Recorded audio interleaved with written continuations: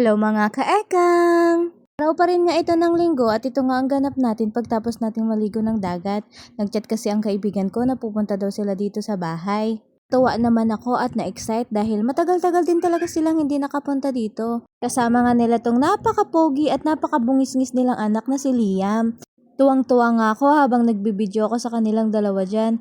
Nai-imagine ko na din kasi ang magiging sitwasyon namin kapag lumabas man si baby number 2. Akala ko nga talaga dyan ay aawayan ni Tonton si Liam. Pero ang hindi ko na-imagine ay si Liam pala ang mga ahaway kay Tonton.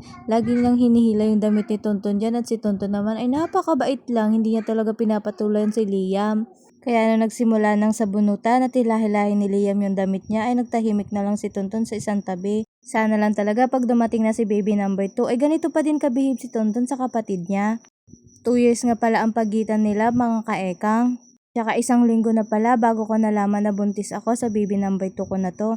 Naubos ko pa nga yung pills na ginagamit ko. Nung nagpa-check up naman ako sa OB ay mali pala ang paggamit ko ng pills kaya ako nabuntis. Kaya kayo mga kaekang, kung gusto nyong gumamit ng pills ay mas maganda pa rin talaga na magpa-check up muna kayo sa OB-GYN para malaman nyo ang dapat nyong gawin. Baka kasi matulad kayo sa akin na nabuntis din pagkalipas ng 2 taon. Wala talaga sa plano ang pagbubuntis ko sa baby number 2 ka na to. Alak talaga namin ay 5 taon pa bago namin sundan si Tonton para may kapatid siya at kalaro. Maselan at mahirap talaga ang pagbubuntis ko sa baby number 2 ko na to kumpara sa pagbubuntis ko kay Tonton noon. Kasi 1 buwan hanggang 3 ay nagkaroon ako ng bleeding sa loob ng matres ko kaya madami talaga akong nainom ng mga gamot mga kaekang. Forward tayo mga kaekang, nandito nga pala tayo sa bahay nila Liam at gabi na pala ito mga kaekang.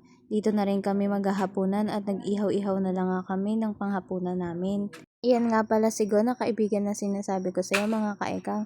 Sila ng asawa ko ang toko sa pagluluto. Ang asawa niya naman na si Grace ay nasa loob at pinapatulog si Liam. Si Tonton naman ay abala sa paglalaro niya dito sa labas. Manok at isaw lang din ang iniihaw nila dyan mga kaekang. Habang nag-iihaw nga sila dyan ay kumuha ako ng 1 manok at 1 isaw.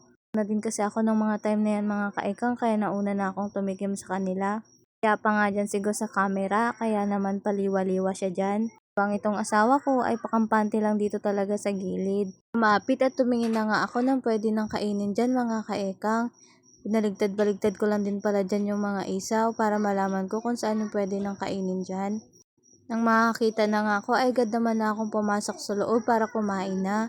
Pinakita ko din pala dyan kung ano yung sausawan natin mga kaekang. Ang hangat matamis na sauce, mukha na maraming sibuyas ang sausawan natin mga kaekang. Na nga nagsimula na akong kumain dyan mga kaekang, inuna ko palang kainin ng isaw bago sinunod ko na rin yung manok.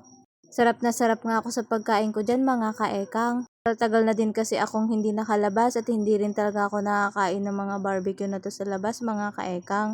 Sabik na sabik talaga ako sa mga pagkain na ganito. Gustuhan ko din talaga kasi yung sauce niya mga kaekang, sobrang sarap talaga dyan. Yayaya ko na nga sila dyan kumain kasi nahiya naman ako na una-una na talaga ako dyan mga kaekang. Kasi nga pagbuntis talaga ay mabilis talagang magutom. So mga kaekang, ako ang naunang kumain dyan, ako din ang huling natapos dyan mga kaekang nung nagsabay-sabay na kami kumain. Hindi ko na lang din nga pala sa inyo napakita. Kaya na din kasi silang mag-video-video nang magkakasama kami kaya hindi na rin ako nag-video mga kaekang. Ulit ko na rin talaga ang pagkain ng mga ganyan mga kaekang kasi paminsan-minsan lang din tayong lumabas. Habang kumakain nga ako dyan ay kinakausap ko si Grace at sinasabi kong ang sarap ng gawa niya.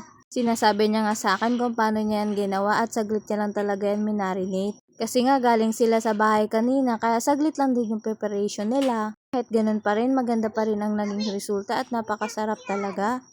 Kinausap din pala ako ng asawa ko dyan na maghina-hina daw ako sa pagkain. Kasi nga hindi rin talaga tayo pwedeng maparami ng kain dyan mga kaekang.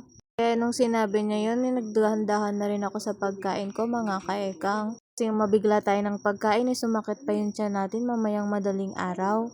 Habang busy nga ako sa pagkain ay dumaan pala sa likod ko si Grace ng mga time na yan mga kaekang.